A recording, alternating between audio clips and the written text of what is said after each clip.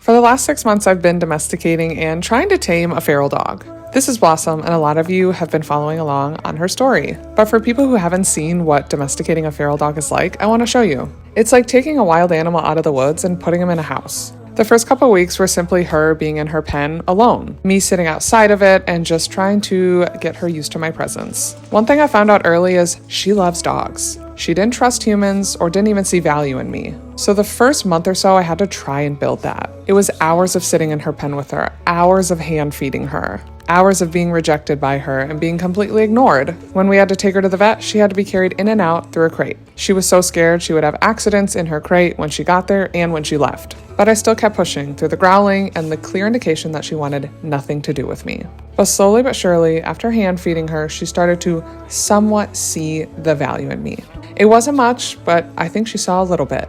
Enough to at least let me start petting her nose after 2 months. For those first 2 months, I didn't even get to touch her at all. Every time I would make a step towards her, she would absolutely freak out. But the hours I spent sitting in her crate with her, dancing in the living room with her, she got used to me and humans in general. She even started to sit next to me even when there was a whole other room that she could enjoy. And those first 2 months, she never even went outside one single time. And I thought that might help her. I let her outside on the porch and then I carried her crate out there. But I knew something needed to change and we had to get a leash on her. Leashes were clearly off limits. She wanted nothing to do with them. She was scared because probably a bad experience in the past. So I didn't blame her at all when she would lunge and bite at my hand.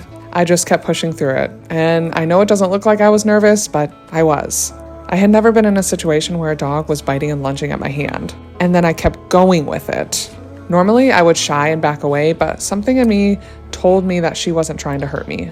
She was scared, and that's what feral dogs are. They're terrified. They are fight or flight 24/7. I started to slowly lure her to the door with peanut butter, and one day, it just clicked. After 3.5 months, she finally stepped foot on grass. And while that was a big milestone, we still had more to go. Getting her used to a leash, getting her comfortable on a leash, getting her comfortable outside. So I spent hours and days and weeks and months walking her on a leash. And eventually, again, one day, it just clicked. Feral dogs' brains don't work like normal dogs do. Their joy comes from anywhere but you. And having to build that over the last 6 months has been hard. A lot of times, I didn't even think I could do it. A lot of times, I would break down, but I always kept going. I never gave up once. And all of the times where I thought I couldn't do it have led me to this moment. To this day where I can confidently say that Blossom is a dog, where Blossom can live in a house and succeed at living in a house. Blossom is a special dog who needs a special home. And I know that one day she is going to find that.